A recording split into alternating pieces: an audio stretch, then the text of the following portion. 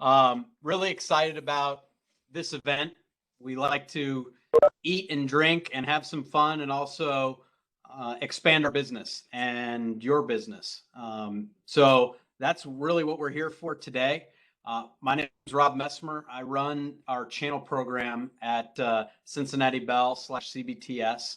You're going to hear both those names, as you may know, in the business markets. Cincinnati Bell has a lot of products and services that resonate with customers, and CBTS does. And so what we're here to do today is give you a little bit background and deeper dive on some of the products and services, both from Cincinnati Bell and CBTS. And while we may go a little deeper in the technology, my thought process here and what I've seen really work well for our gold partners is, keep your ears tuned to those kind of keywords that and terminology that you might hear your customers talking about, right? And that's when you're able to do that and then bring those opportunities to us, and we can all grow our businesses together. That's great. One of the other things I think that you're going to hear from the team is a really renewed energy around us building your business and giving referrals to your business. We've got sellers all over the place in terms of Cincinnati, Dayton. You're going to hear from Dan Mazza on the leadership team. But we want to find out what your core competencies are as your side of the business, your lens into IT, or into your business, and then how do we give you leads back?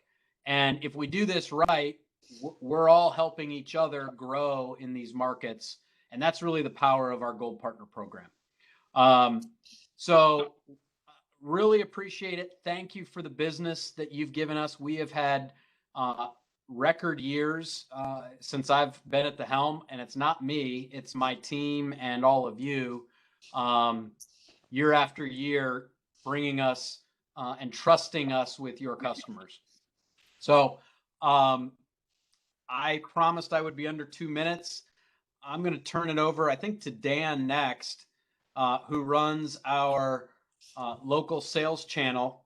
And as all of you know, in the Gold channel, the beauty is you get to work hand in hand with the sales rep, a sales rep on Dan's team, so you don't have to go it alone. And so, Dan, you want to kind of introduce yourself?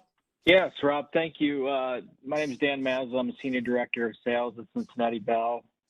I've been here a little longer than I care to admit, but over 20 years. And, I'm just happy to be on this call. I've been excited about this call for, since Laura and I talked.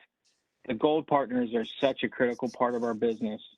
And I just wanted to, if you take nothing else away from, what I'm going to say in the next couple of minutes is we embrace the Gold Partners. We want to do business with you. You're a very, very important part of our infrastructure and our ecosystem. I manage roughly at any one time 70 to 80 salespeople that span between Cincinnati, Northern Kentucky, and actually into Dayton as well. It's an expanding market of ours. So if there's any Gold Partners that do business in Dayton, we want to do business with you. A little bit more about kind of the way I'm set up in terms of the number of people I have. So I support what we call our SMB channel, which is about 12,000 small business customers. I support our commercial customers, which are probably a commercial account would be, roughly 100 employees to 500 employees. And I've got 2,500 of those customers. And then I also do business in the state and local government and K through 12 space. So any Gold Partners that do work with schools or government or counties, et cetera, we have a sales force that covers that as well.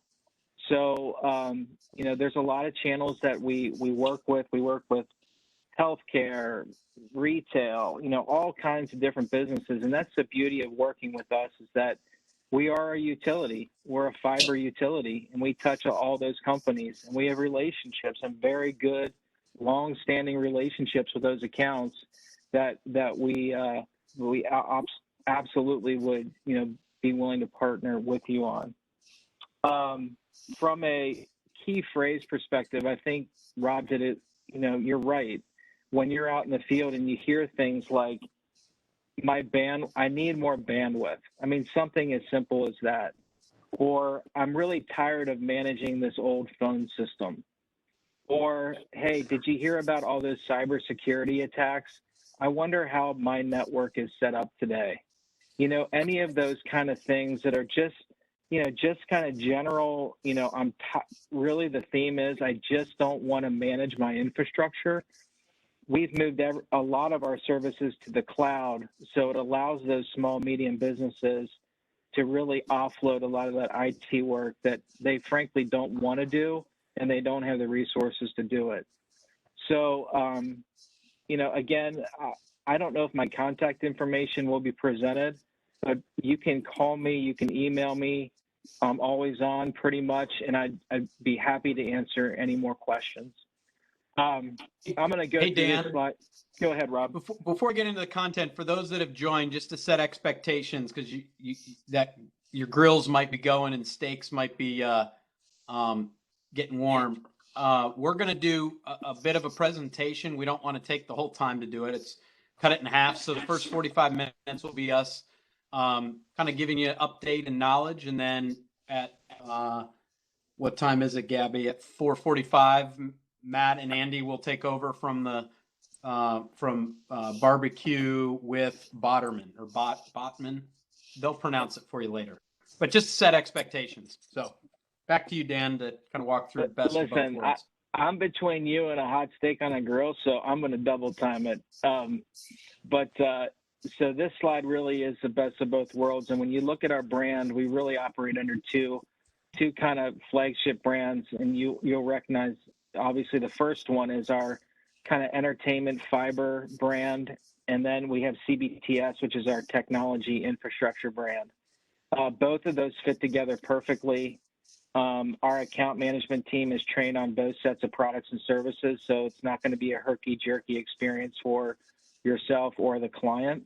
It just really it kind of explains that, from a fiber perspective, internet perspective, we operate more under the telco brand. And then when you do more IT and communication services, systems itself, then that's where CBTS would come into play. But we'd like to make sure everything is behind the curtain to the client. We don't really want to make it confusing, of course. We make it simple, but we thought we'd let you know a little bit more of how we're set up. So that's really the end of what I'm going to talk about. I'm going to turn it over to my lead sales engineer, Matt Thompson. He's going to skip across the top of the waves pretty much on our products. But when you think about Cincinnati Bell and a world-class fiber company that's really in your backyard, these are the products and services that we offer to our business clients. And from a reliability perspective and a bandwidth perspective, there is no other company really that is positioned like Cincinnati Bell to deliver a quality service to your customers. And again, I'm so pleased to be here today. Happy to listen in. And if you have any questions, I'm sure you'll get my information, and we'll be happy to answer them. So I'm going to turn it over to Matt. Good afternoon. Next slide, Matt. Thank you. As Dan mentioned, we are the largest fiber provider in the Cincinnati-Dayton metro area. We have 16,000 miles of fiber. With our new movement towards the next few years, we will be close to adding another 10,000 miles of fiber to that network.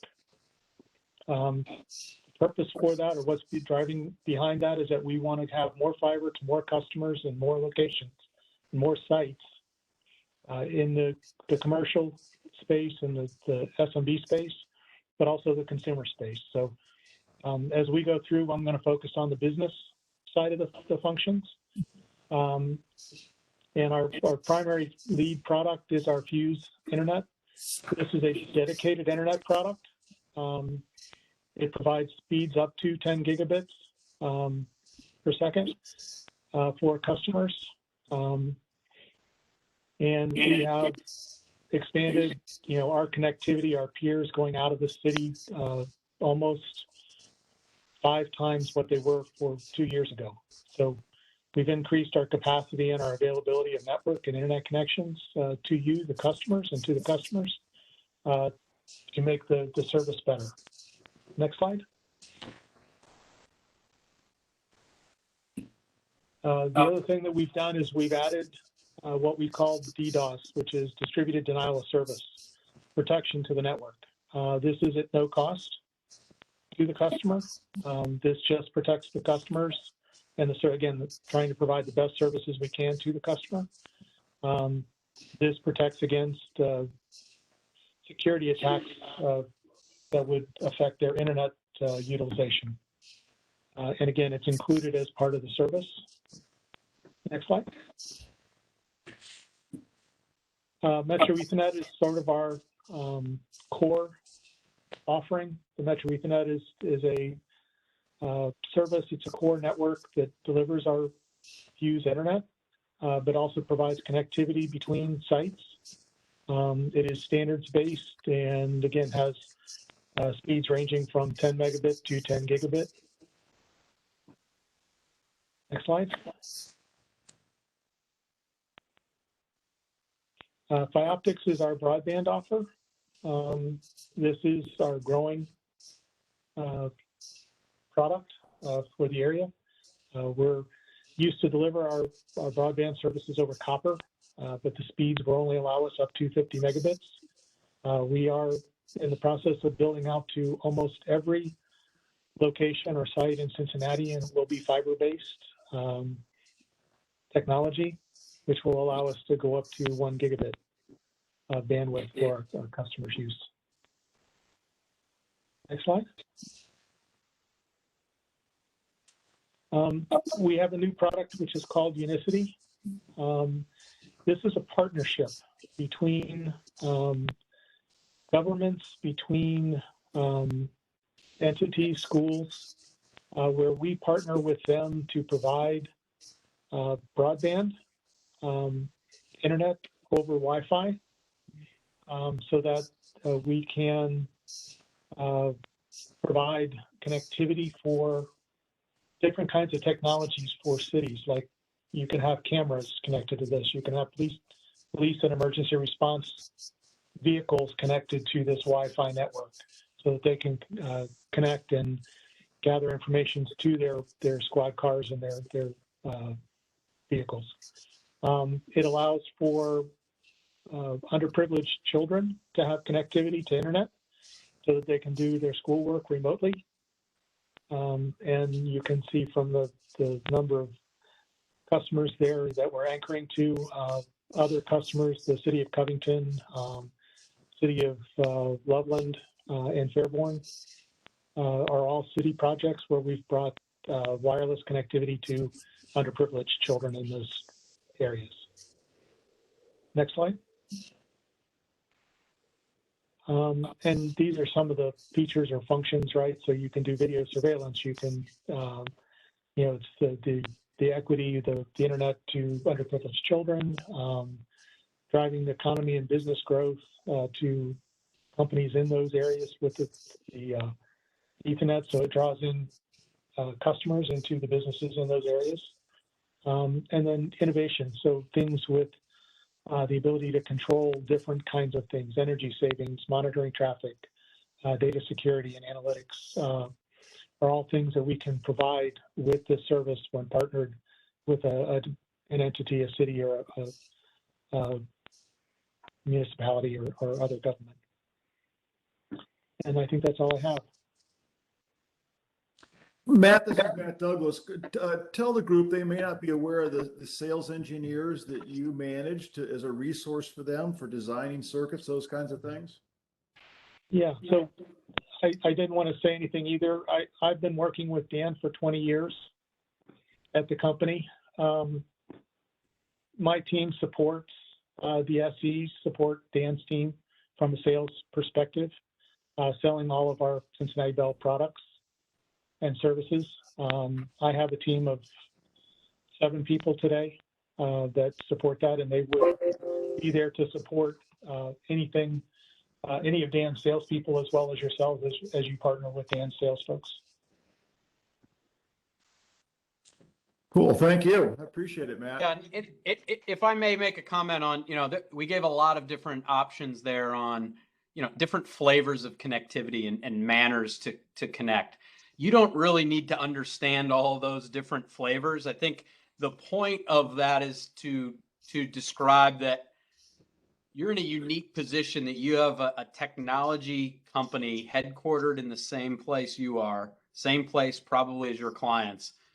That has world-class services. When we look at the number of fiber route miles that are available to us, we're covering more ground than any other provider. And if you look at the density that we cover it as Cincinnati Bell in our backyard here, it dwarfs what many other cities have. We're very fortunate to be in this position. And the other nice thing is, a vote for bringing a customer to Cincinnati Bell it's kind of a hometown vote, right? You're really helping the hometown team and the economy in Cincinnati, because the folks that work here and live here and that we're all tied to in this community are together when you bring Cincinnati Bell into your clients. So we've got the options and flexibility, as Matt walked you through, whether it's what we called CBES or direct fiber, optics. I forget the names, and you don't need to know the names. Just know that we can get internet to your customers along with all the other phone services, the legacy kind of copper line services as well. So when in doubt, when you hear bandwidth, give Laura's your channel manager. She's here to help. And then obviously anyone on Dan's team, we can align you with on the sales side. So Rob, I just want to jump in because go ahead. Just wanted to add one last thing. I think to your hometown kind of feel. I mean, it's a $3 billion company, but all of our customer service and support on the business side, all of our project management, all of the escalations on the executive team, Lee Fox, our CEO, we all live here.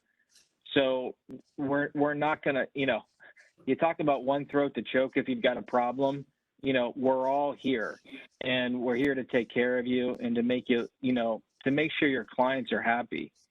So, there's a lot we can do, but at the end of the day, you don't have to learn all the acronyms and all the technology. If you hear any of those key phrases that we talked about in the beginning, the cavalry will come running. So, Rob, thanks for your time, and we'll be here to answer any questions.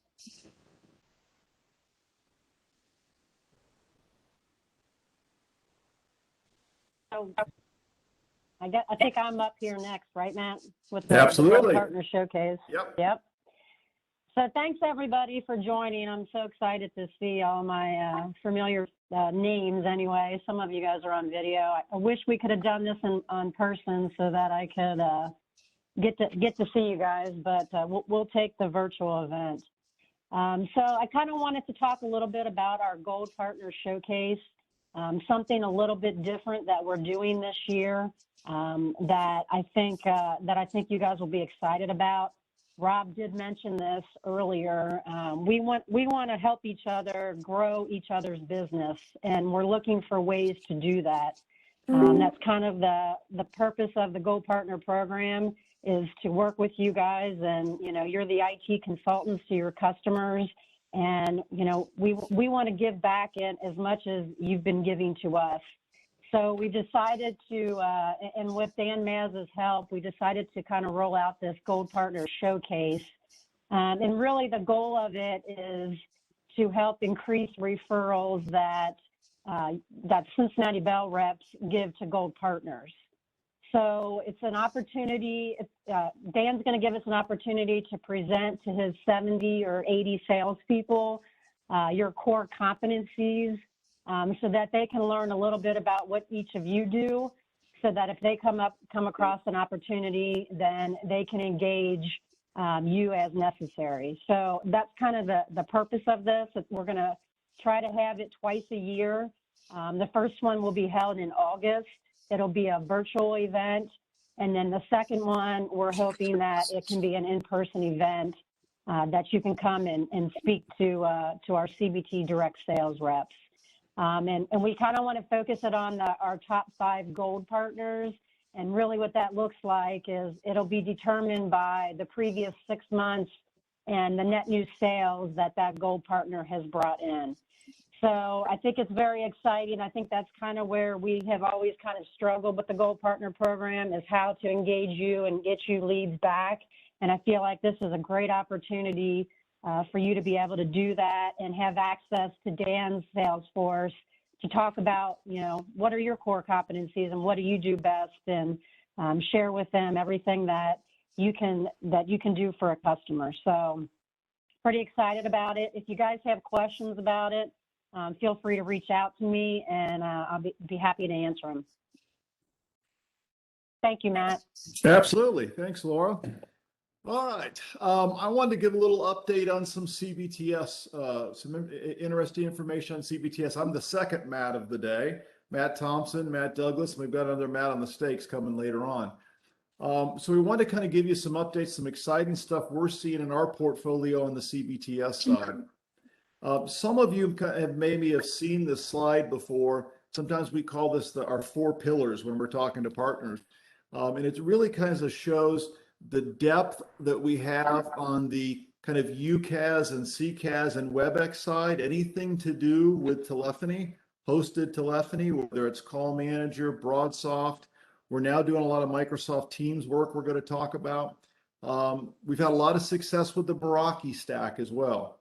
And this has been very successful for us as customers have kind of taken a look at maybe building a new technology stack in their office, whether it's an edge, firewall, UTM, whether it's a layer 2, layer 3 Ethernet switch, access points. There's a whole line of security cameras now that can do some very interesting things. We're going to talk a little bit about that, and even some IoT sensors that have come around. We've got a lot of kind of new things that are happening on the SD-WAN side. We're a big VeloCloud shop, but we also use Meraki and Viptela as well in certain situations.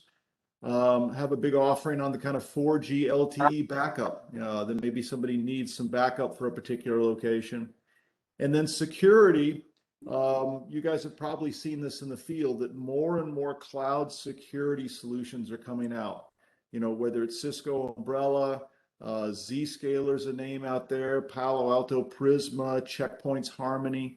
And we do a lot of interesting things on the cloud security side as well. So I kind of want to just show you these 4 pillars to let you know, if you feel like there's some technology needs your customer might, we might be able to assist you with. Now, one of the big things from your guys' perspective too is that we allow co-management on any of these solutions. First of all, we kind of manage this, if you see here, from an end-to-end perspective, meaning that we want to work with you carefully on the pre-sale side. If we're lucky enough to get an opportunity, right, we're going to assign professional project management, subject matter experts. We kind of typically revolve around a concept we call an NDD, our network design document. That's kind of our blueprint or Bible for what an installation would be. Everything we do here is, kind of got all on-site hands for install, for repair. It's all 24/7, local support, as Dan talked about. And we're real easy on the moves, adds, and changes. Basically, it's free moves, adds, and changes. So as your customer, you want to make changes, we're not nickel and diming somebody to death, $1,000 here, $2,000 there. And this co-management's a big thing, that your customers, let's say they get our UCaaS solution or get a Meraki stack or a SD-WAN solution. Even though we're delivering this as a fully managed piece, 24/7, support, repair, any of these kinds of things, your customers got access to make changes. You've got access to make changes on your behalf as well. So when we offer these managed services utility, we want them to be we want to augment your value proposition, not take away from it. So in particular on kind of the UCaaS side, you guys have probably already been seeing that this collaboration, that COVID has just exploded the use of collaboration tools.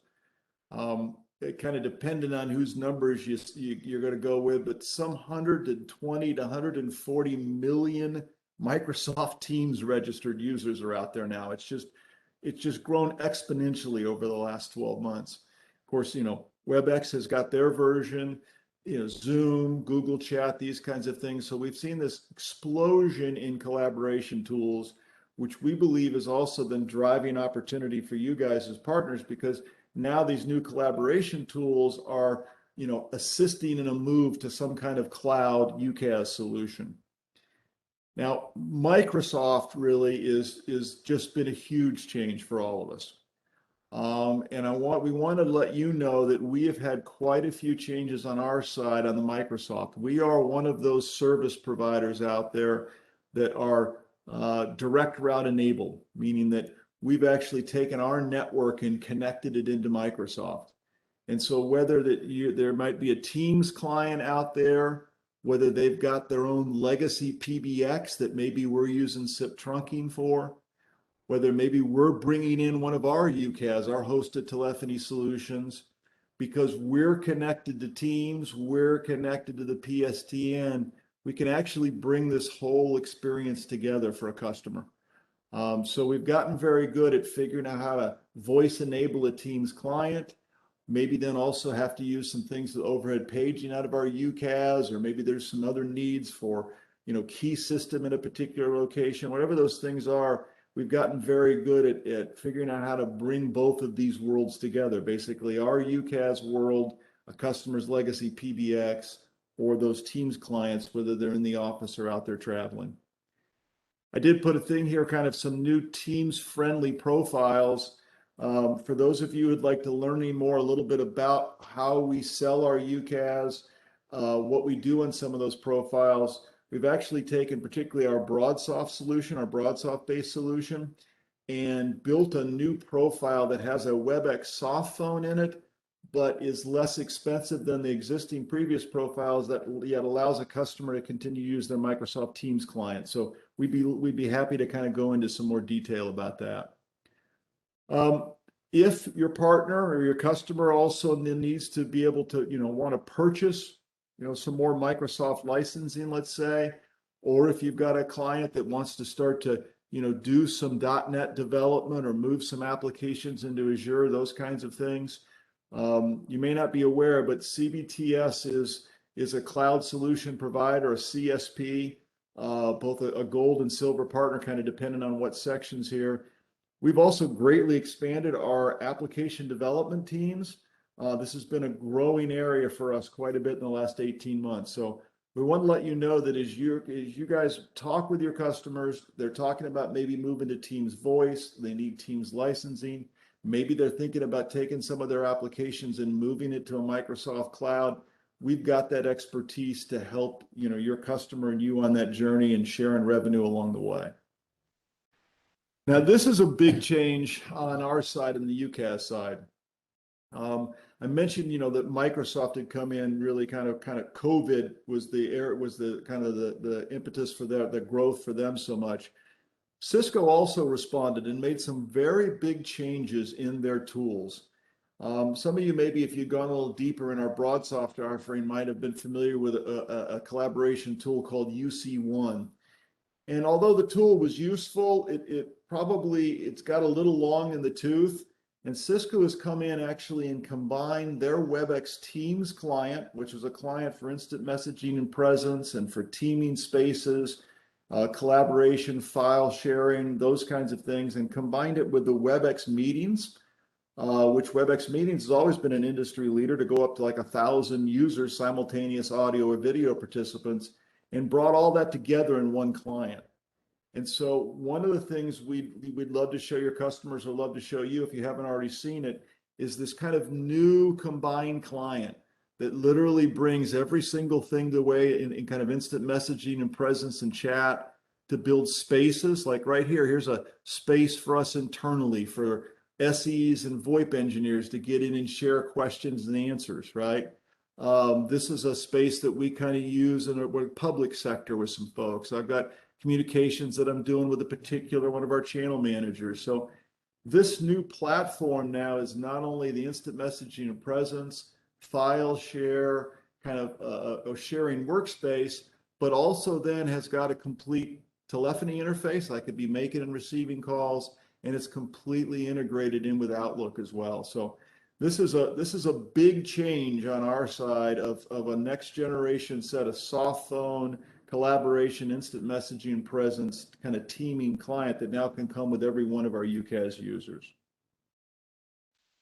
And this is a little bit of an eye chart, but again, we'd love to show this to you. Cisco has really done a heck of a job in building a tool and modifying this tool, combining things really to compete against the Zoom and Microsoft Teams.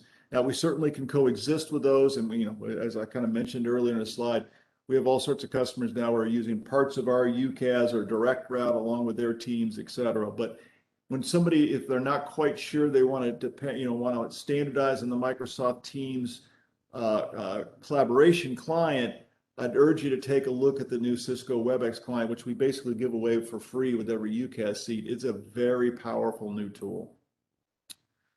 All right, I also wanted to share a little bit on the Meraki side. I mentioned that Meraki Stack, right, is kind of an edge device for UTM, for SD-WAN, for firewall SD-WAN and Ethernet switches, access points. But we've been seeing a lot of new kind of capabilities that Meraki's been bringing out, and those capabilities have really come into a lot of different use cases for customers. And this is one of the kind of new areas in the last year or so that Cisco Meraki has done, is really integrate the cameras. Cameras have been around a couple of years, but now move in a series of sensors that can measure, kind of humidity and temperature, measure the presence of water in a particular area, maybe server rooms or, cooler areas, et cetera.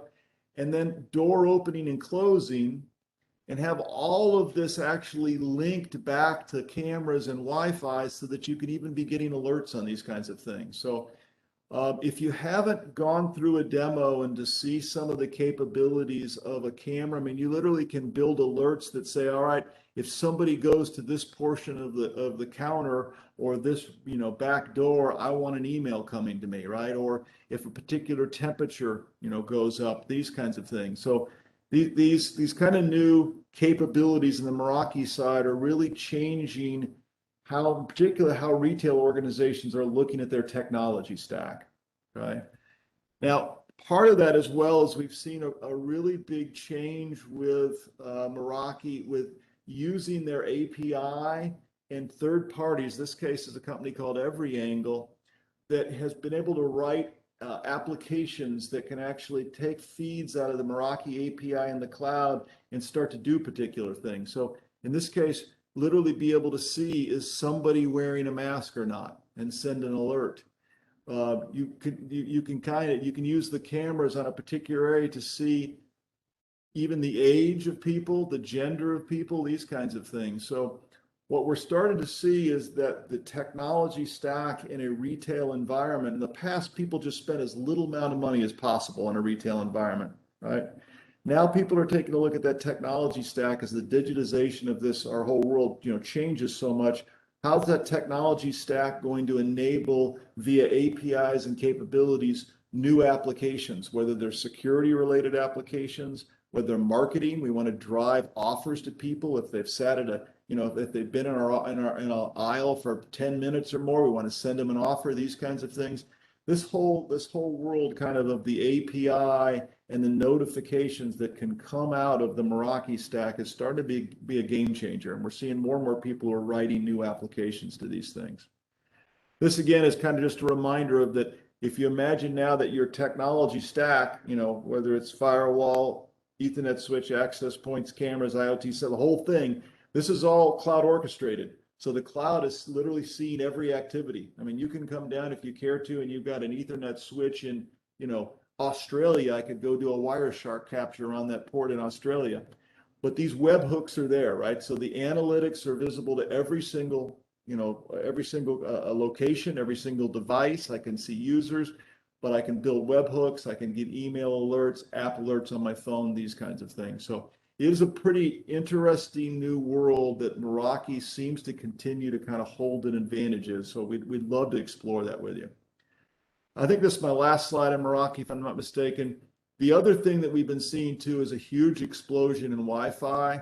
and not just Wi-Fi in kind of public areas, but Wi-Fi in kind of enterprise wide. One of the members of my team, Alex Broom, just got back just the last 2 days, 500,000 square foot warehouse for a well-known national company in Westchester, basically had a terrible Wi-Fi experience on all their handheld scanners, et cetera. And so we set Alex and team in to go and do an RF analyzation, pick kind of the equipment and APs and a spectrum analyzer to walk through that, keep track of what that heat map is across this, and build a recommendation about how we can then improve the Wi-Fi experience.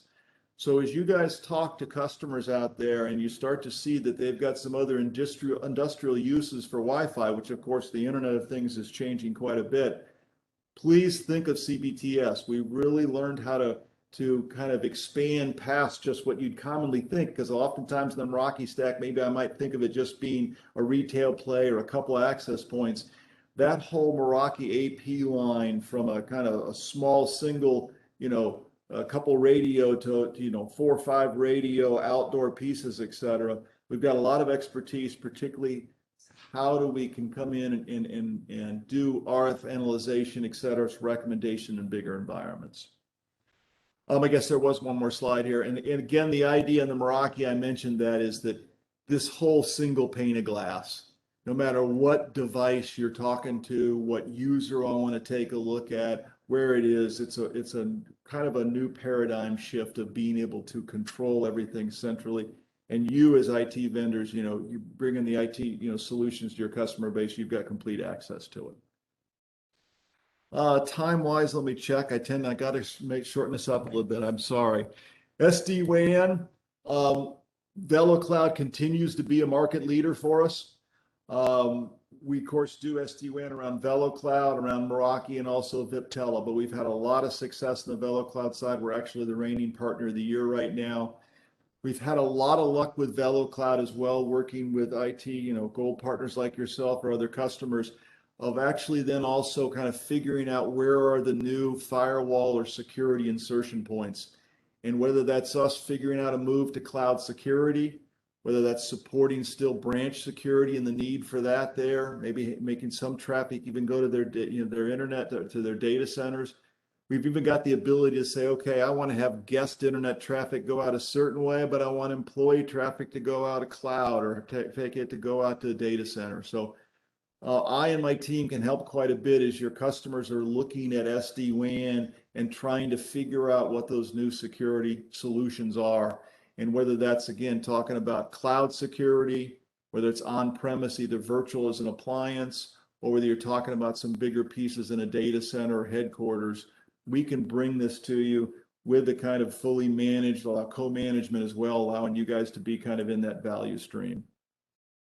You've probably heard a lot about the word SASE, this idea of a secure access service edge. And that's really about an SD-WAN appliance building an IPsec or VPN routing protocol across all their offices, bringing cloud resources, whether it's Azure or AWS, into it, having cloud gateways to do that kind of thing with software as a service applications, and then connecting to cloud security.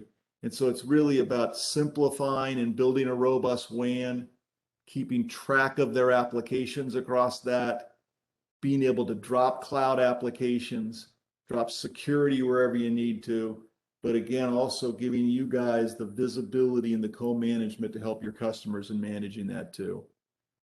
A lot of the new stuff, and again, in interest of time, we'd be happy to go through this with more detail for folks who'd like to go through it, but we're doing a lot of work now with Checkpoint. Checkpoint's also one of those industry kind of Gartner leaders, and whether that's coming down to email security, remote access, and VPN clients, endpoint and mobile, those are all things that we can bring into a managed solution for your customers.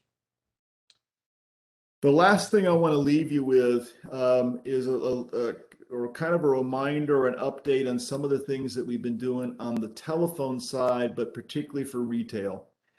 One of the things we continue to find with our customer base out there and our partners is that the key system functionality is still important out there. And what I mean by that is we kind of, retail environments grew up in a situation basically where that main line came in, maybe had 6 lines, and they were set up as rollover lines, right?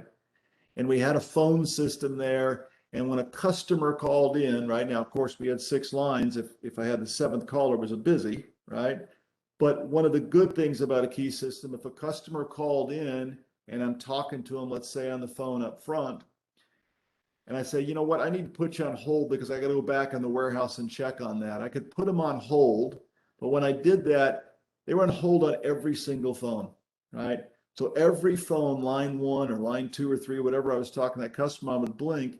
And now I could go back in the warehouse or scream off to Sam or Bob, hey, pick that up. And we could pick that phone up at another location just with an easy press of the button, right? And the beauty of this key system in the past was it was easy to train on. Minimum wage or entry people could understand it, right?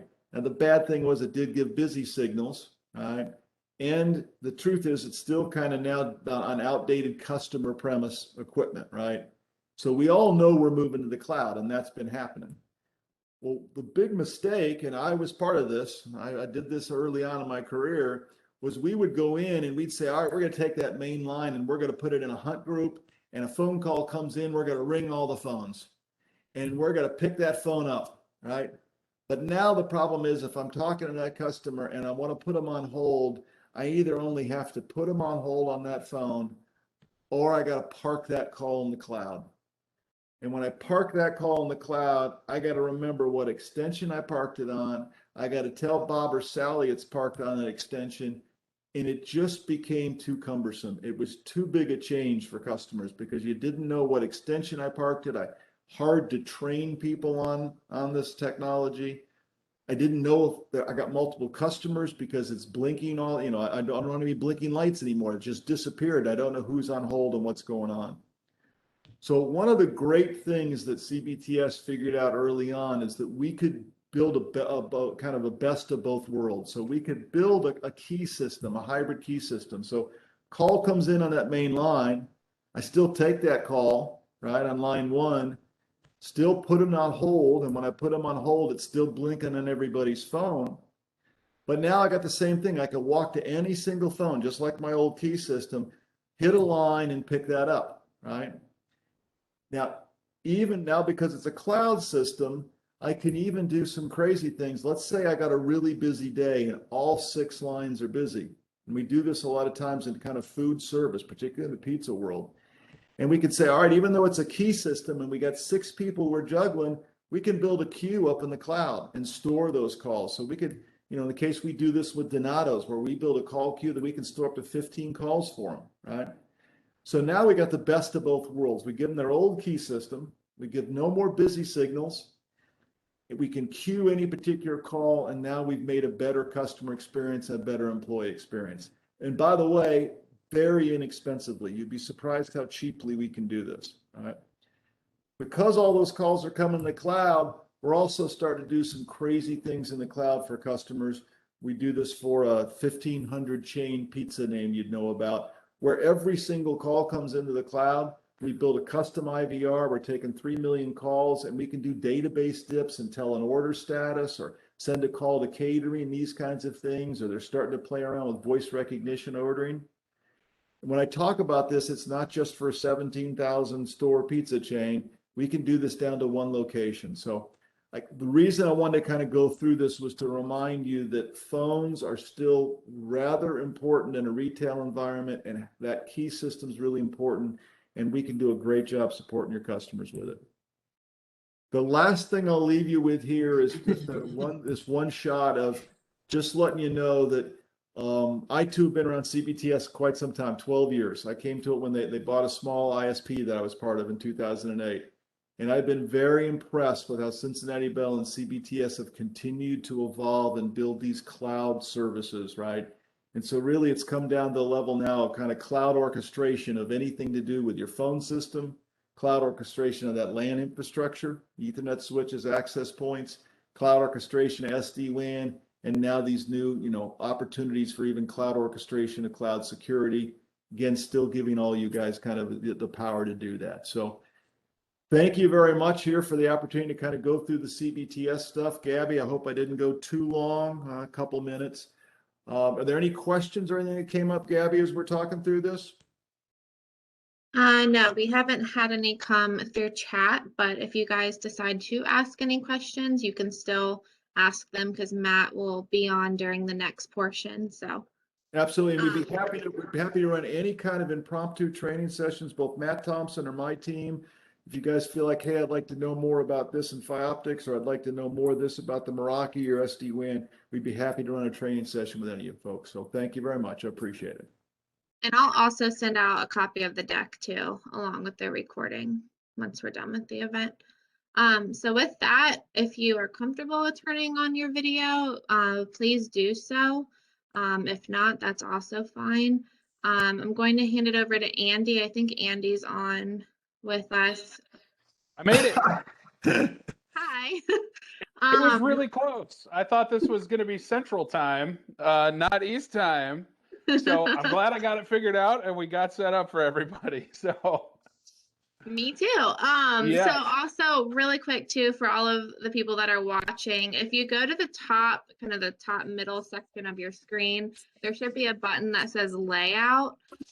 You can click that, and then under the stage section, click on stack or side by side, and that should do a zoomed in view of Andy once he starts talking.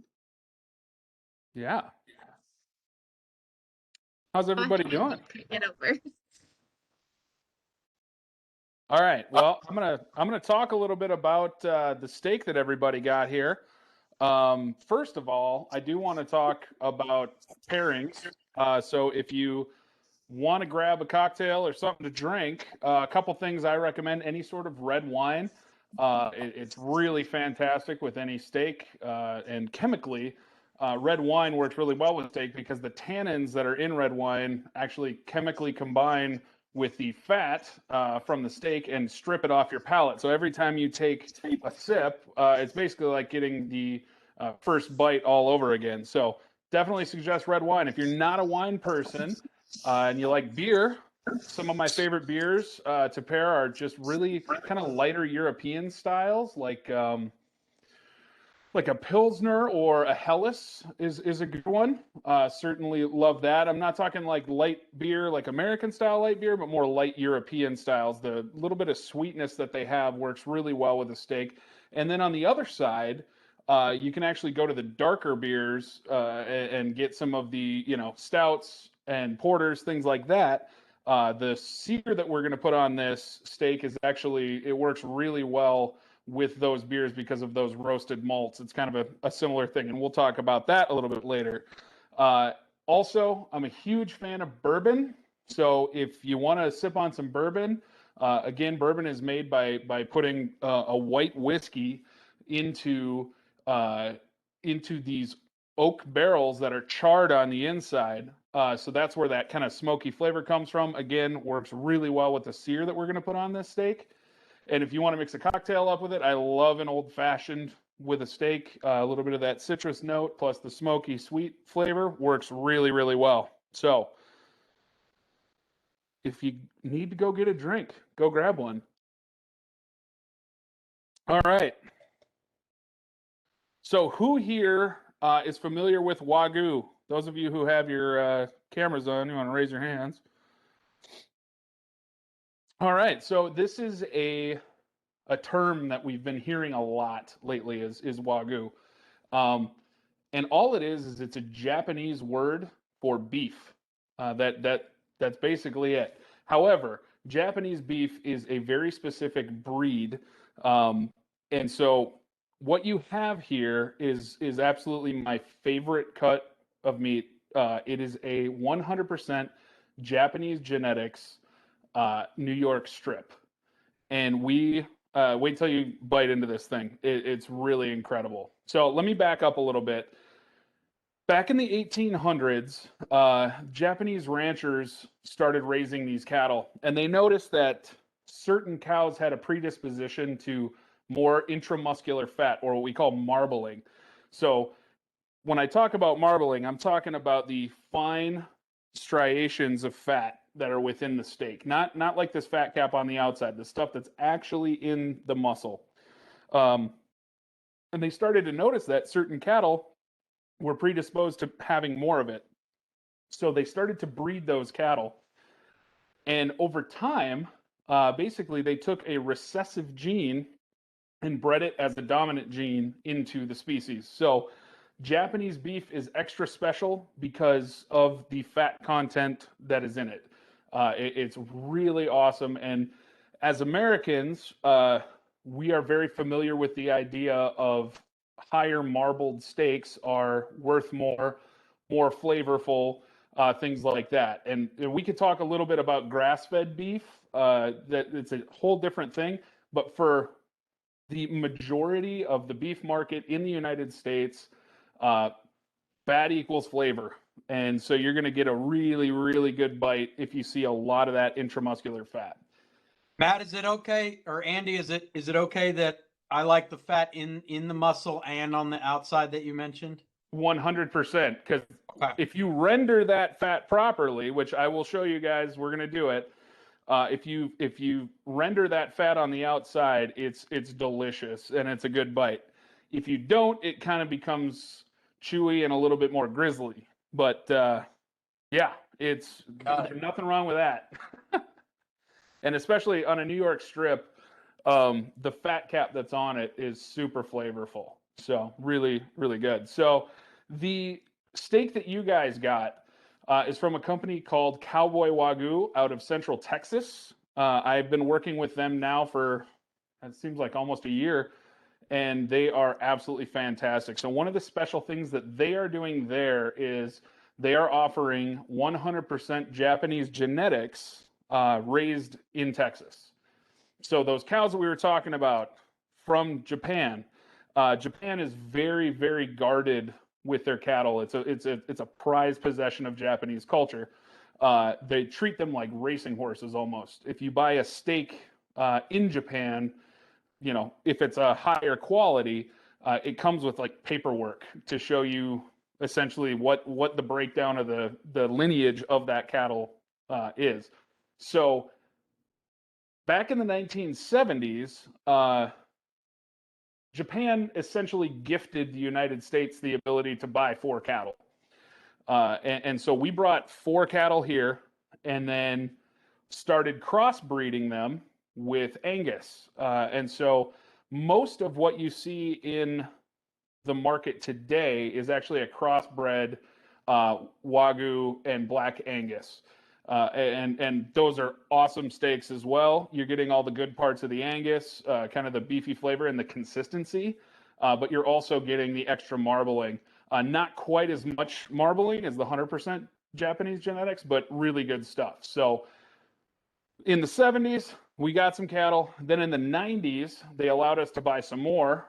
And so in the early 90s, we bought 4 more cattle. And then finally, they released like 38 head of cattle in the late 90s. So essentially, all of the Wagyu that exists in the United States came from less than 50 head of cattle between 1972 and I think 1996. And then we began breeding those. And of course, in order to have 100% Japanese genetics, there is no faltering that bloodline. So the steak that's in front of you, if you want to know why Wagyu is expensive, especially the 100% Japanese genetic stuff, it's because it's more labor intensive to keep those bloodlines straight. And there's just less of it out there. So, you know, we're 30, 40 years into production in the United States, and just now we're getting to the ability to buy Wagyu commercially. Whereas before you would only find it in like the highest end steak restaurants. And even still, you don't see it in the restaurants too often. You can order it online. Occasionally you'll find it at a supermarket somewhere that might specialize in something like that. But that's a little bit of the history of Wagyu and why it's so special. And then one thing I love about this is I'm sure everybody here is familiar with this cut. So this is a New York strip, super common cut in the United States, has always been. This comes from the loin primal. And if you look at a T-bone or a porterhouse steak, the big side of that is a New York strip. So that's what you're dealing with right here. This has just been cut off of that T-bone, and the tenderloin side of it removed and then you're left with this, which is again one of the best bites to come out of a cow. Is there any questions right away off the get-go, talking history? Feel free, jump in. All right, we'll keep rolling. My mouth is watering already. Should just keep talking about it. It's fantastic. Wait till we actually eat it. If we like these, can we order them again? What's that? If we like these, and I'm sure we will, I'm just looking at the ribeye I got from a local critter versus the Yeah. one from you, and it's like, okay, I can't wait to eat that. But can I order these later from the same place? Yeah. So I'll get into that right away. It's cowboywagyu.com. And actually, because you guys are a part of this class, you can use my promo code BBQ10 to get 10% off your first order. So everything they have is dynamite. They've got a ton of different cuts. Also, the one thing, their ground beef is unbelievable. If you like burgers, you will never have a better burger than using their ground beef. So definitely check that out. All right. So how many of you guys are so I'm going to do this on cast iron on the stove. One of the reasons I do that is everybody in these classes has access to a pan and a stove. So it makes it really easy. I will definitely go over the way I would grill these with everybody. And we'll get into that in just a second. But for what I'm doing, I really like the cast iron because there is so much marbling in this. And one thing that's really special about this marbling is when that recessive gene was bred in, this actually has a lower melting point than standard marbling of a steak. I know that sounds crazy, but there is more unsaturated fat in that marbling than a traditional Black Angus cow, for example. And when there is more unsaturated fat, the melting point lowers. So if you think of like olive oil, for example, very, very high in unsaturated fat. At room temperature, it exists as a liquid. So if you notice, if you pull this thing out, this fat will start to render almost at room temperature. If you got it outside on a 90-degree day, it'll really start to render. And it's just super soft. So that being said, when you throw this into a pan or add any heat whatsoever, that fat starts to render very quickly. And I like to personally keep it in the pan and basically cook it in its own rendered fat. We are going to add some butter and some herbs to the pan, but that is also going to mix with that rendered fat. So one thing I would suggest, if you can, try to use a cast iron pan on the grill. You can do that outside, just the same as I'm doing it on the stovetop here. And then if you want to go straight over the fire, that's cool too. There's some advantages to that. That rendered fat will actually fall onto the coals or whatever heating element you have and then kind of vaporize back into the steak. The one thing to be careful of is there is a lot of juice in these and you can start a grease fire. So just be careful and watch it as you're grilling because there's going to be a lot of rendered fat coming off of this. So before we get into the way that I'm going to do this, I want to talk about a couple different versions of how to do this on a grill. So I notice you have a smoker, Chris, pellet smoker. One of my favorite ways to do these steaks on a pellet smoker is to do something called a reverse sear. So what we're going to do on the cast iron is a traditional sear, but with the pellet grill, you can actually control your temperature and do a lower temperature. I like about 200 degrees to get some smoke flavor involved in this too. So you would put these on at about 200 degrees and then put your probe in the steak and watch it. Now, I'm going to go over a couple numbers really quick. So as far as steak doneness goes, the easiest way to remember this, if you can remember 120 degrees equals rare, you're set, because it's just 10-degree increments up. So if you like to eat your steak rare, 120 is what you're going for. Medium rare is 130. Medium is 140. Medium well is 150. And well done is like 155 to 160. So super simple. On a reverse sear, again, if you're going to do it low and slow first, you're going to bring up the internal temperature of the steak to just about done. So I'll use medium rare as an example.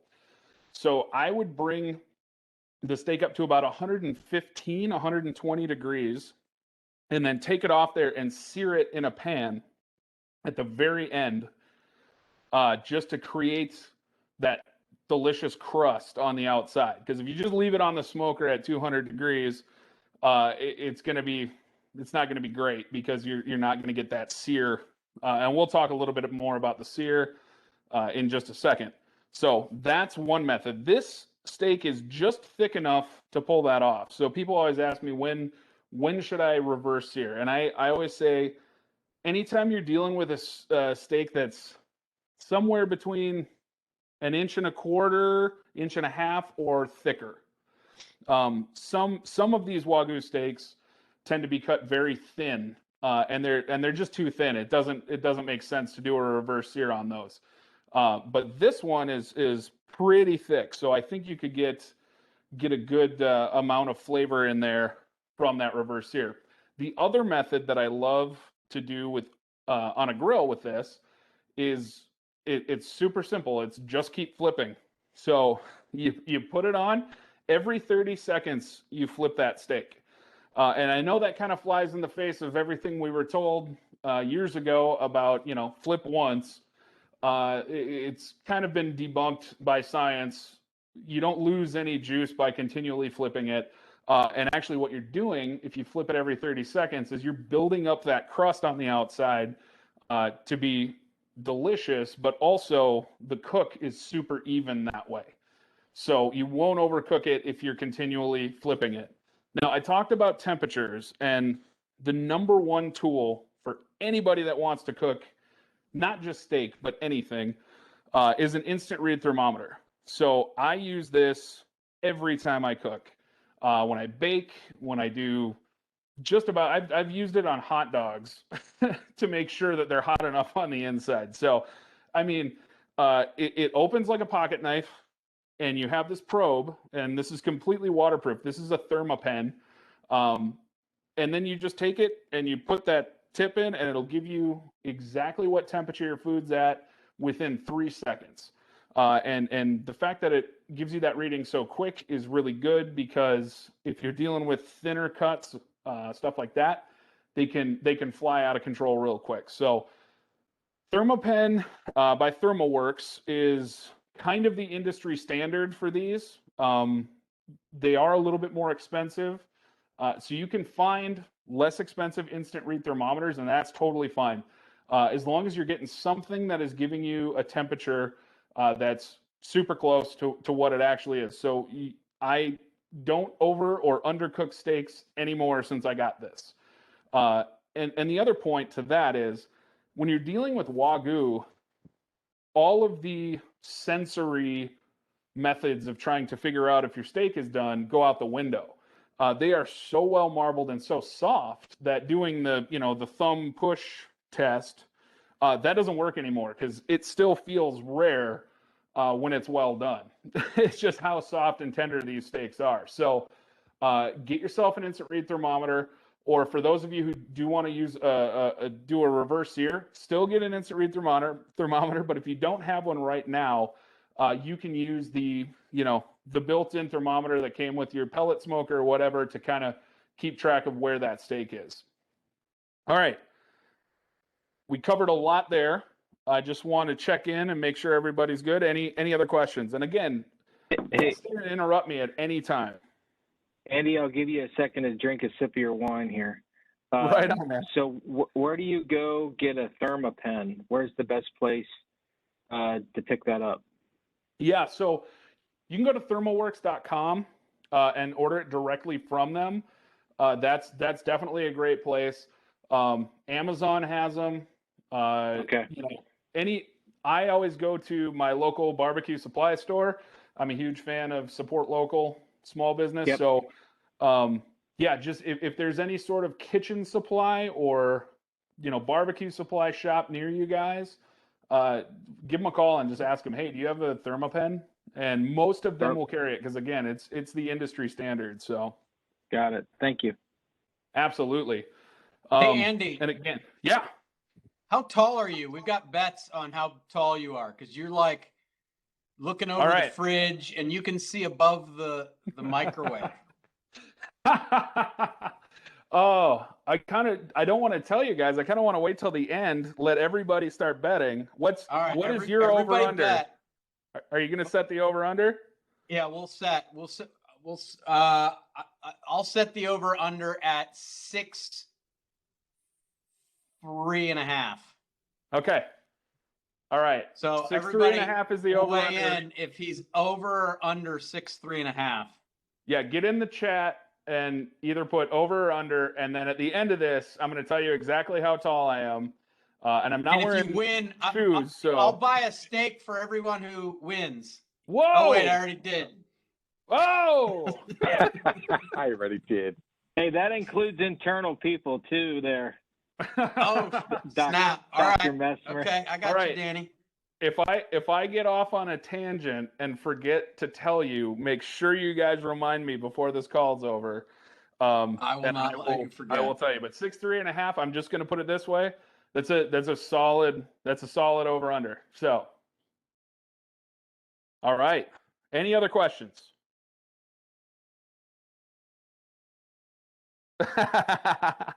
Oh, in comes the chat. I love it. Okay, so a couple things. I have had this steak out for about a half an hour at this point. And on the thicker cuts of meat, like I said, anything that's going to be 1.25 inches or thicker, I like to do that. And the reason is, one, beef actually contains more acidity in the actual muscle fiber. That's why you can eat a steak rare versus like, you know, chicken and pork and stuff like that. So you can actually leave a steak out for quite a while before it's bad, before any spoilage happens. So the idea is to bring the entire steak to room temperature so that when I'm cooking it and I'm doing my sear, I don't end up with a burnt piece, you know, burnt on the outside and underdone on the inside. If it's at room temperature, it's giving me a little bit of a head start, you know, 20, 30 degrees head start. So it'll cook quicker. And it's a little bit more beneficial.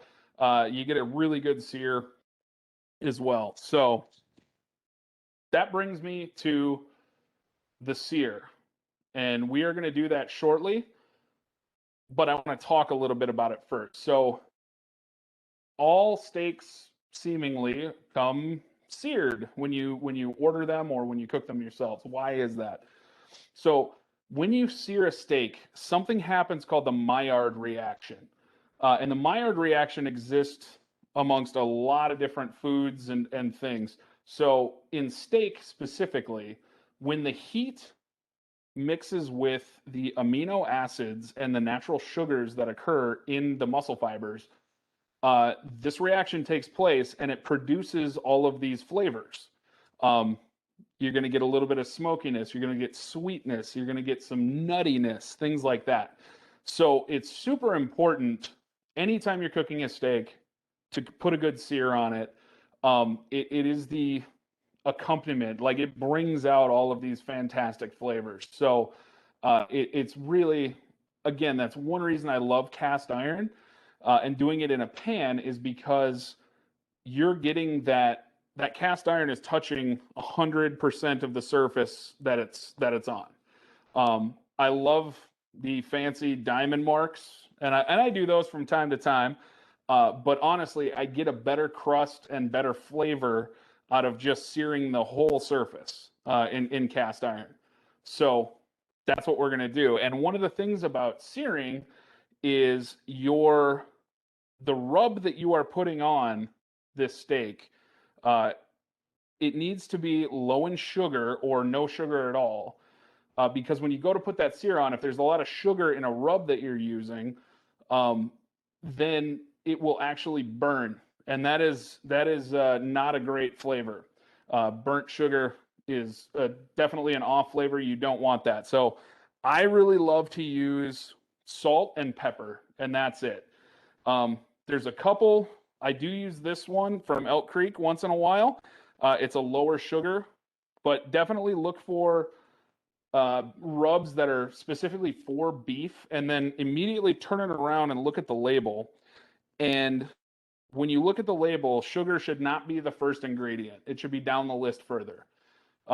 Sometimes second, third is okay, but that's what you're looking for. So I'm going to do this one today. You guys didn't get any rubs, did you?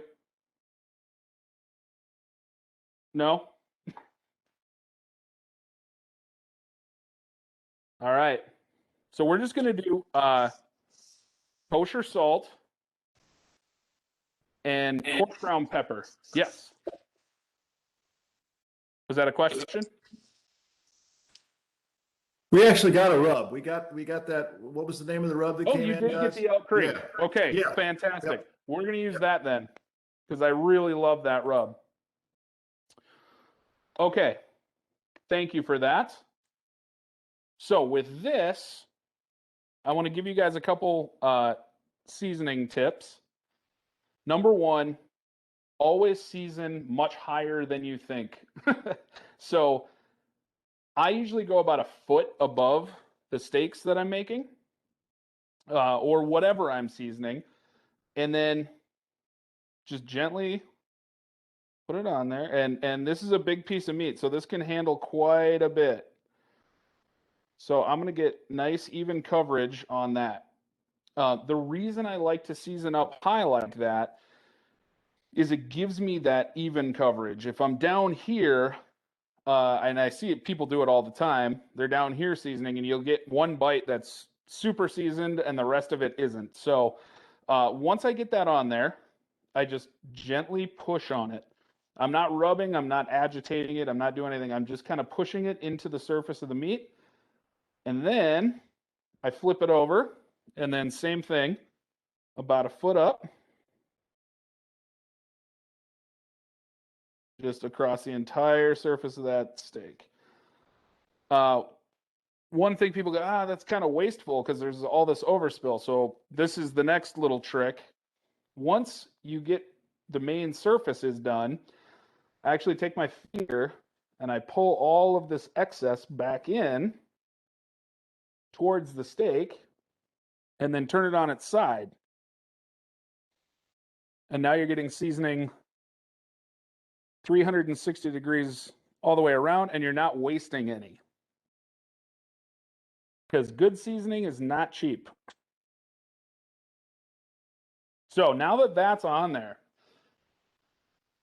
I'm going to let this sit for approximately 5 minutes. For the class, I'll probably speed it along, but usually I let it sit for 5 to 15 minutes.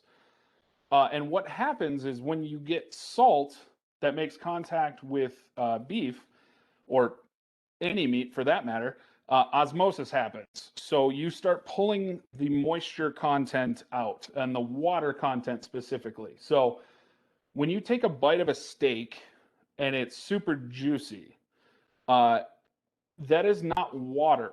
That is rendered fat that you are experiencing as juicy. Water in a steak is actually not good. So if you've seen or had dry aged steaks, it's a small version of this, where they'll actually take a steak and put it in a refrigerated climate and then run cold air over it, and that will cause the water content to evaporate.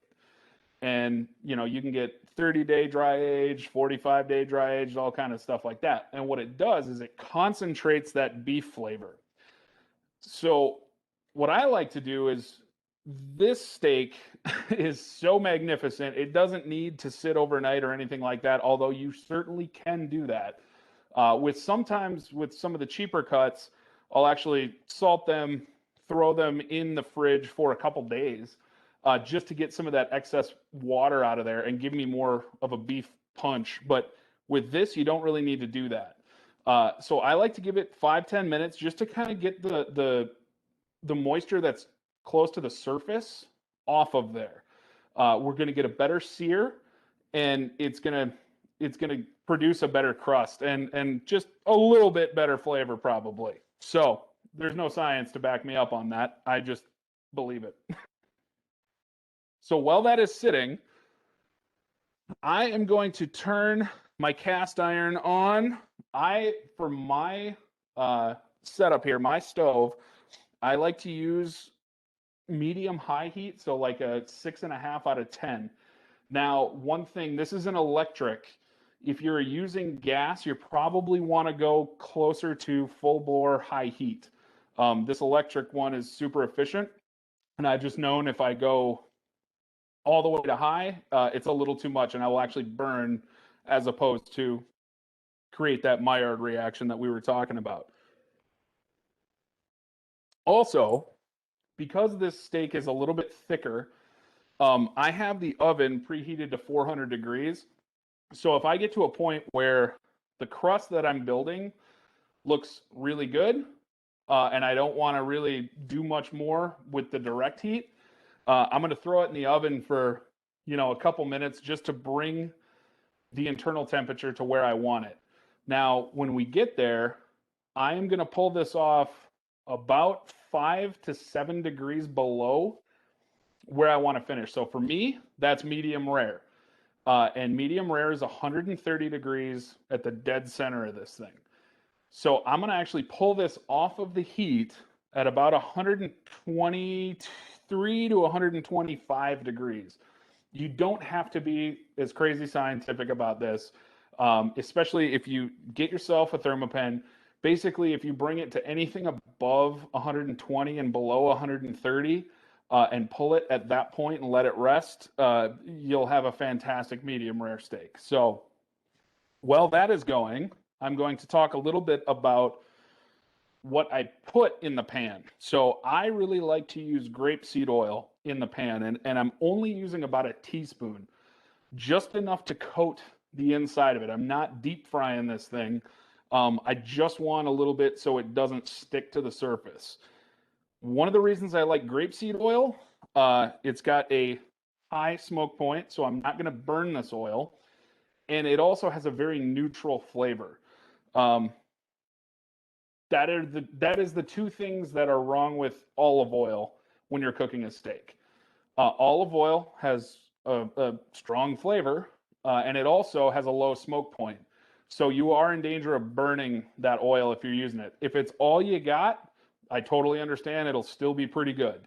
I really like I said, grapeseed oil is my first choice, but vegetable oil, canola oil, those are really good. Those are very neutral flavor and high heat as well. If you want to go avocado oil, super high heat, does have a little bit of a flavor. And then coconut oil is the same thing, really high heat, but also has some flavor to it. So again, grapeseed oil is kind of the best of both worlds with all of that. So that's what I like to use. And I'll just put a tablespoon in, take a paper towel and kind of coat the inside. Any excess that's on the paper towel, just throw it away. Not a big deal. Are there any questions before we get to the next part? That is a cast iron skillet. Say that again? That is cast iron. Yes. The skillet. And the reason I really like cast iron specifically is its ability to retain heat. So when you put a room temperature big slab of meat on the surface, it bounces back to the temperature that you had it at very quickly. Whereas some of the aluminum or copper core or stainless, when you put something in those pans when they're preheated, it takes longer for them to recover the temperature that was lost by putting stuff in them. So cast iron for hundreds of years has been kind of the go-to for searing for that reason. Gotcha. that temperature comes back super quick and you get high heat at the surface of the meat quickly. So, Got it. all right, I think we're getting close. So what I'm going to do here quick, I am going to stop my video. We're going to move the camera over to the pan, and so I can show you guys exactly what I'm doing. I am going to leave my mic on, so definitely if you have any questions, feel free to ask during this time. So give me 1 second and we'll readjust.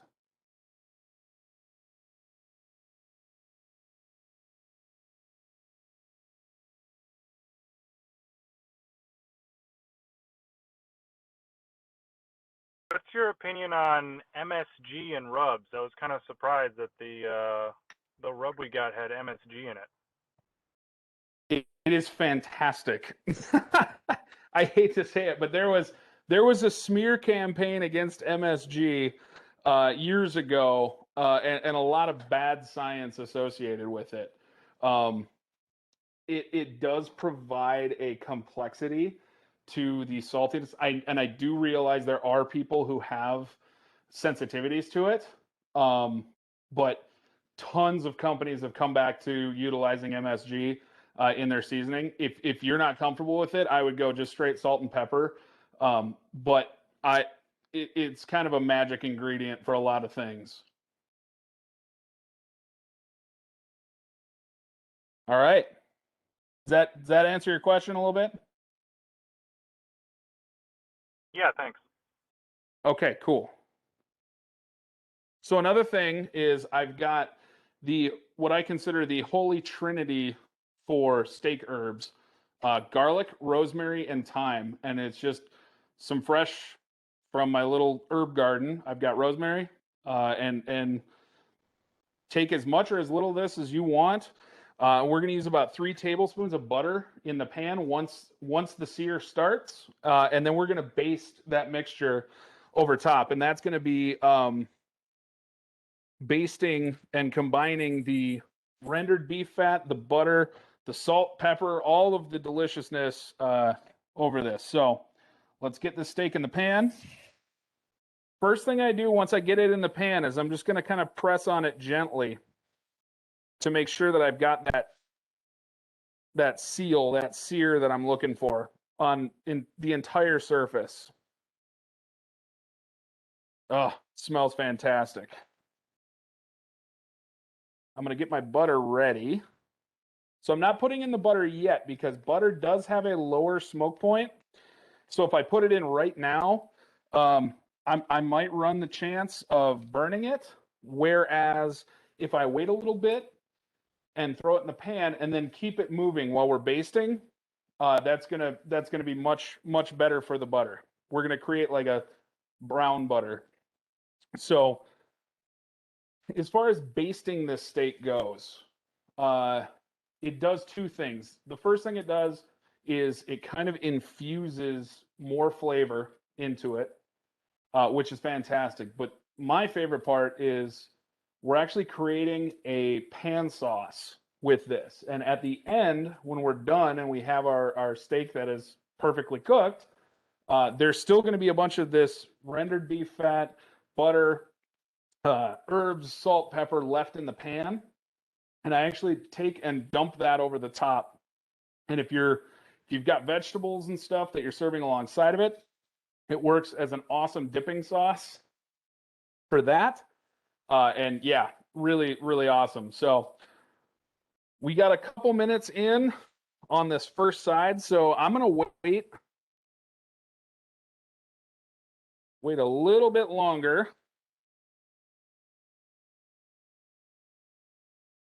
The other thing specific to cooking a New York strip is this fat cap. We talked about it a little bit earlier. It is delicious. However, you want to properly render that. So I'm going to give this area some special attention here in a minute, where I'm actually going to take this and put it up on its side and make sure that I render this down a little bit. Hey, Andy, I'm Yeah. kind of a germaphobe. Okay. I see you touching the meat a lot. Yeah. Do you wash your hands between it, or you're okay just touching the meat and then licking your fingers? For me, because I'm not cooking for anybody in public. As soon as I am cooking for other people other than me and my wife, definitely I am washing my hands constantly. My hands are totally clean when we started this. So I appreciate that. I'm just saying, I worry that. Do you need to worry about meat? No, not at all. Not at all. Again, beef is much more. If it was chicken or pork, definitely. But Okay. when it's beef, again, there is more acidity in the beef that keeps bacteria from growing on it. That's why you can, if you go to Japan, you can eat sashimi beef. It's just raw sliced beef. All right. We got a Sorry, awesome sear happening on that side. we had a quick question come through chat. yeah. If I am doing a reverse sear, do I turn it at a point or just cook to approximately 115? Just leave it in there. You don't really need to flip it. The flipping will come at the sear at the end. So I just put about 3, maybe 4 tablespoons in the pan. And you notice we've got this nice crust developing on this side. I'm actually going to get this butter to melt, mix in with the herbs and the garlic, and kind of let that thing do its thing for a minute. And then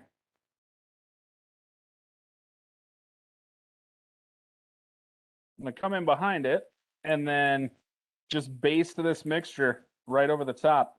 You can put the herbs right on with it. And just keep that moving.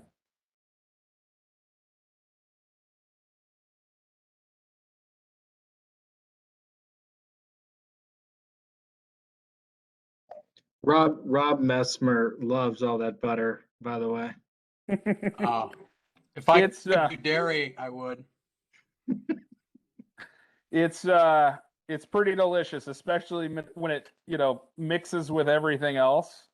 It does create a pretty fun sauce. Nobody said this was going to be healthy, by the way. No, I think it is healthy. I think it's healthy. When it comes to Wagyu, because the marbling has a higher unsaturated fat, it's actually closer to salmon than a lot of other things. So it has more of the omega acids and all that. I'm not here to claim that eating a big steak is going to be more healthy than anything else, but other people have made those claims with Wagyu, and I can't say it's untrue. Is that the garlic to the right in the pan? Yes. So one note about that really quick. I actually leave the garlic in the paper. I don't slice it. I don't do anything. One of the reasons for that is it actually protects the garlic from getting burnt. And you're still going to get tons of flavor out of it. And then at the end, if you want to, you've got roasted garlic bulbs in there that you can just grab and eat like candy. It's really fantastic. So got a good sear on this side. So I'm actually going to watching you cook that thing. I think I know what I'm going to request for my death row meal. I'm going to have you cook this up for me. There you go. All right. So now if you notice, I'm taking that fat cap that we talked about, and I'm just throwing some heat on that and getting some color in that.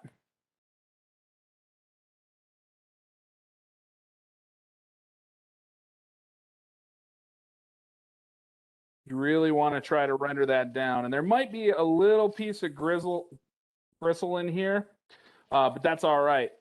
We're going to render down all the fat that's around it. Andy, What's I'm our not going to lie. temperature, Andy? Yeah, go ahead. Do a temperature check.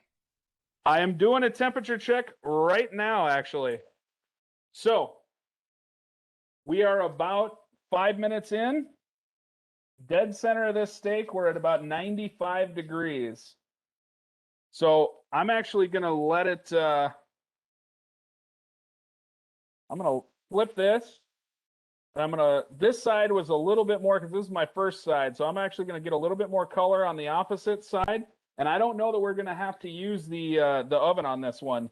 So again, we're about 5 minutes in, so it was like 3 minutes on the first side, 2 minutes on the second side, and 30-ish seconds on the actual fat cap.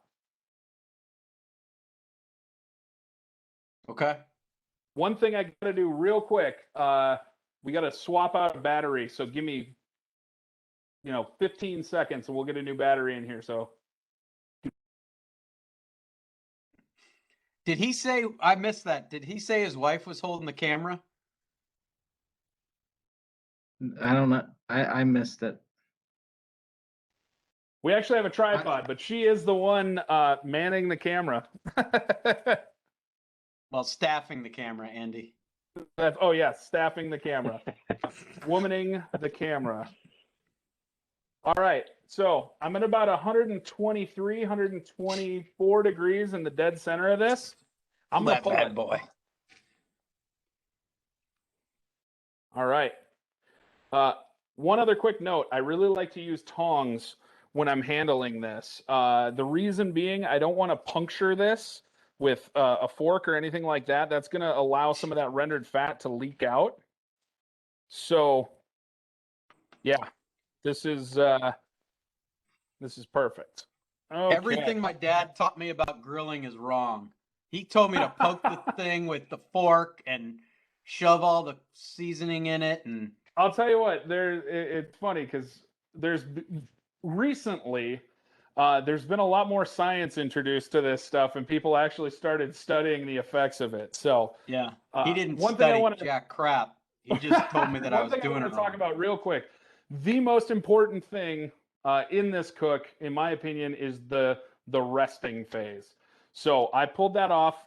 It's at room temperature, just sitting on the cutting board right now, and we're gonna let that sit for at least 5 minutes. So I'm gonna reset this camera one more time, and then I'll be right back with you. I'll keep the microphone on, so if you guys have any questions while we quick reset, let me know.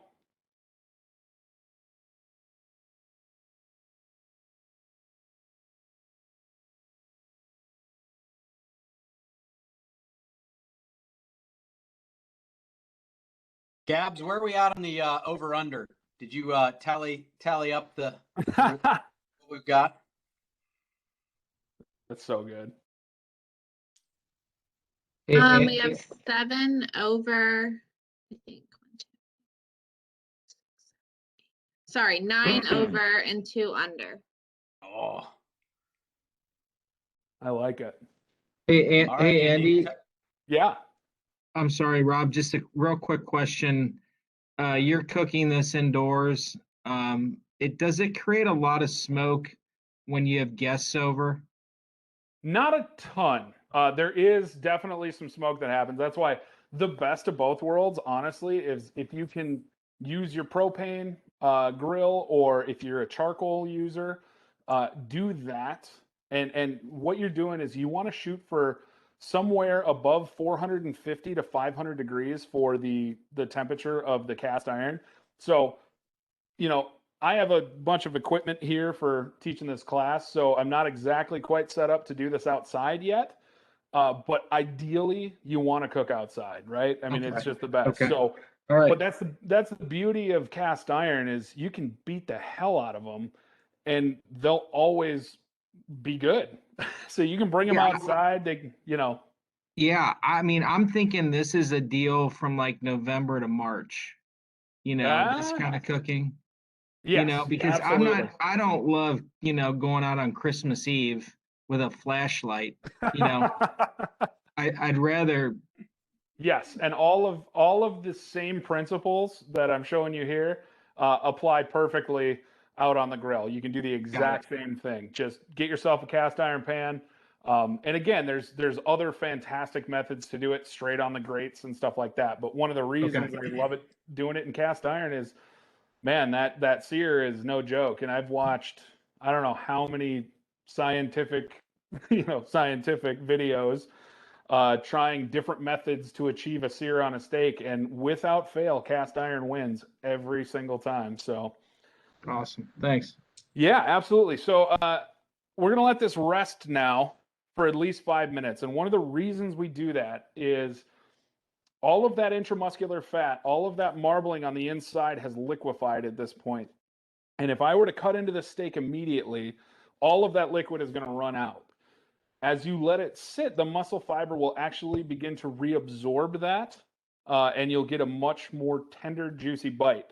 And they actually, I can't remember who did it, but somebody did a fairly scientific study where they took 4 steaks cut from the exact same primal, coming off the same animal, cooked them identically, and then cut into one immediately after cooking, waited 5 minutes, waited 10 minutes, and waited 20 minutes.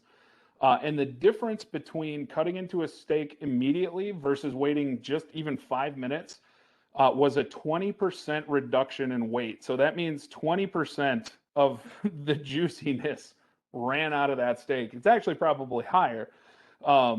So at least give it 5 minutes. You don't have to do 20 minutes because I myself am a fan of eating my steak warm. And I do get a lot of questions about, tenting with tin foil and stuff like that. On a smaller cut of meat like this, I don't do it. One of the reasons is as you trap that heat in, it will continue the cook further. And I don't want to necessarily do that. I want it to kind of carry over right into that medium rare range. So I just go open air, and again, give it 5 minutes. It'll still be piping hot by the time you get done, and you'll retain a lot more of that juice. All right. While we are waiting, I will reveal the over/under. So I went to the doctor about a month ago, and I am exactly 6'5.5". Ah, yes. So there you There go. you go. I usually round up or round down, but there's money on the line, so I had to be exactly where I'm at. Danny, what did you say, Danny? I didn't say anything other than over. So I owe you a steak, huh, Danny? Yeah, we have 9 over and 2 under. It's since I'm an employee, you can, it doesn't have to be the import Wagyu special. But if you're feeling generous, I'll take it. I got a steakum in my freezer that I'll send you. Yeah. That's hilarious. I love it. I love it. I'll do a good pan of bacon and we'll just call it a day. There you go. Nothing wrong with some good bacon. No doubt about that. It's what pigs give you when you're good. That's what Arby's says. Love it. So we had another question. Sorry, we had another one come through chat. So when cooking multiple steaks, should the juice from the previous steak be removed? Great question. So yes and no. So if you're mixing it with butter, so normally I usually do at most 2 steaks at a time. But if you do 2 steaks at a time in the pan, you're not going to get quite the same results. You might have to go a little bit higher heat because again, we were talking about that recovery time of the cast iron. So if you're doing this method, adding butter, stuff like that, I would dump the excess juice into something that you can keep it, but then start the second round of steaks with more of a clean cast iron surface. Another thing that's really great is they do make large like cast iron griddles that are just a flat top that you can throw on your grill. So you can do multiple steaks at once.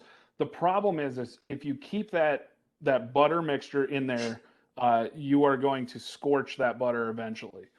So speaking of which, if you noticed, I pulled the butter off. I pulled the pan off of the heat and put it on a different burner to try to cool it down as quick as possible because I don't want to be burning that. So yeah, hopefully that helps. All right. I think it's been about 5 minutes. So we are going to zoom in here and slice into this thing. So again, because I had the instant read thermometer, I know I nailed the cook on this. There's a little bit of fat right here. I'm just going to take that off and snack on that later. Yeah. So if I was like presenting this, having people over and trying to impress people, normally what I do is actually slice it and then I will pour the sauce over the top. So that's what I'll do here. One quick note, other cuts of meat, you have to be very conscious of the grain. And any steak is a lot like a piece of wood. With this, it's so heavily marbled, the grain kind of runs all over the place. You don't need to worry about it as much. So normally I just kind of go across like this, and it's awesome. So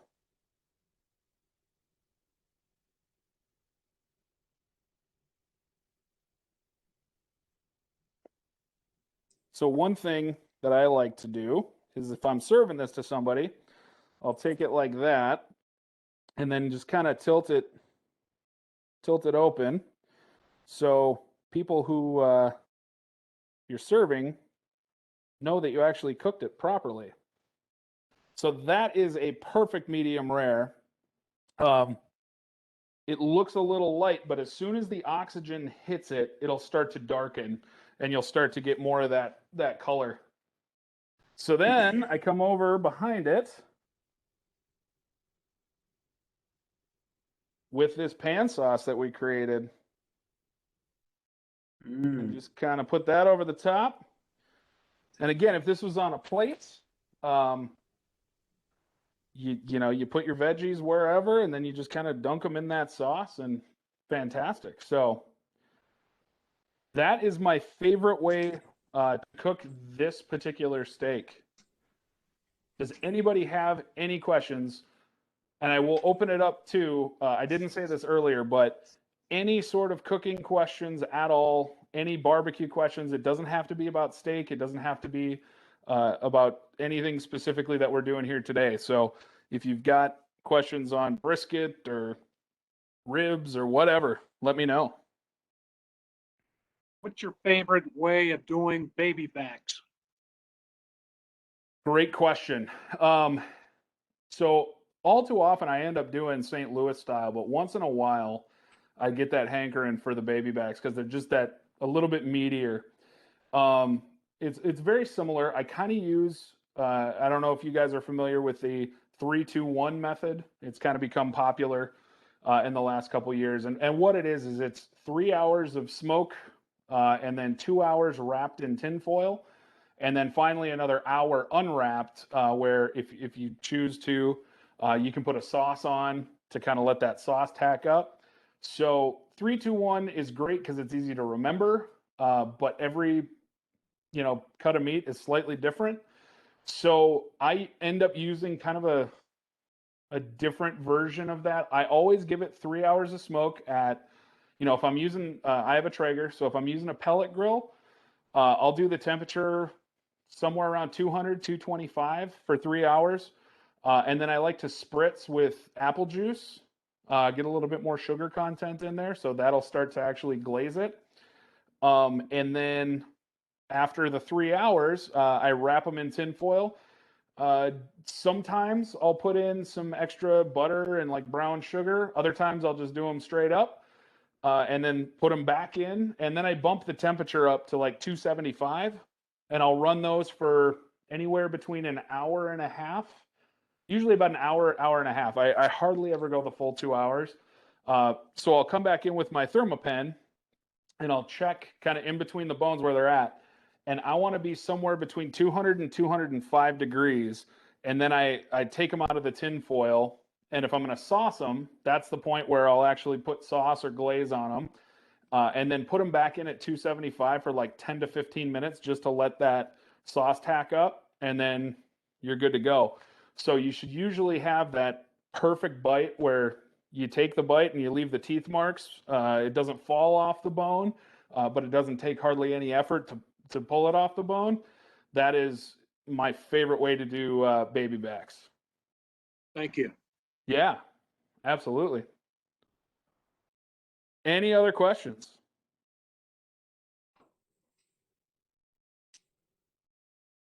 This was great, Andy. Really appreciate it. Yeah, I'm glad you guys enjoyed it. Thank you for all of our gold partners. Thanks for coming, Chris. Do you have a thermometer onto your phone? That a boy. Oh, you're muted. You're muted, Chris. Oh, we missed it. You're muted, Chris. It's probably part of his pellet grill where you run it through your Wi-Fi and then you can monitor your temperature and then your meat temperature as well. It's fantastic. Yeah, it just keeps me honest. There you go. Awesome. If you say 120 would be a good time to take it off and start to do the searing. So I'm going to wait till Look at 120 that. and I'll do exactly that. Perfect. You might want to go, if you're looking for medium rare, I'd go anywhere from 115 to 120. If you let it roll much past 120, it'll end up being a little bit bit more. So super. I've already got the skillet heating up right now. So perfect. Well, before, hey, this You're has gonna been kill it. great. Thank you, Cincinnati Bill. Thank you guys. Really enjoyed it. And my brother Fred, he's a big smoker fan. He's the one that got me involved in smoking. So I love this it. is great. What they have a Awesome. cooking competition. It's fun. Oh yeah, it is. fun. Thank you so much. Absolutely. Yeah, well, listen, So- thank you, everybody. Before you get the meat sweats, don't forget about bandwidth and SD-WAN and Meraki and Microsoft and Cisco and WebEx and Wi-Fi. And when you hear those words, give us a call. We'd love to work with you and let us know how we can help grow your business with referrals from our team. So Also, Appreciate it. You one guys last done a thing. great job for us. I'm gonna cut in with one last thing. If you think of any questions later after the fact, it always happens. Get a hold of me on any of the social media channels. BBQ with Boderman on Instagram, Facebook, Twitter, YouTube, all of that. I'm here for you. So shoot me a message. I love talking about this stuff. One of the reasons I got into this was to kind of take some of the pretentiousness out of cooking. So it's an open dialogue. I love to have the conversations. So, and again, that promo code to use at cowboywagyu.com is BBQ10. That'll get you 10% off. So thank you guys so much for having me. I really appreciate it. great job, Andy. Thank you. Thank you. Thank you, everybody. Bye. Thank you. Thank you. All right. Awesome. Bye-bye.